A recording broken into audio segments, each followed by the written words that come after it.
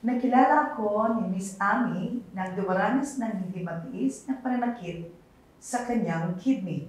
Nagkaroon siya ng panakit ng likod at may dugo sa kanyang ihi dahil sa 5 millimeters na mga bato sa kanyang kidney. Hahayaan ko siyang kumuha ng 2 Golden Nipro at mag-update sa loob ng ilang linggo. Naalala niyo ba si Miss Amy? Nagkaroon siya ng CT scan na nagpapakita ng 2 millimeters na mga bato pagkatapos uminom ng Golden Nipro sa loob ng 3 linggo. Bukod dito, halos nawala ang matinding panakit ng kanyang likod dahil sa regular na paggamit ng Golden Nipro 2 beses sa isang araw. Mukhang komportable na siya ngayon sa kanyang health status.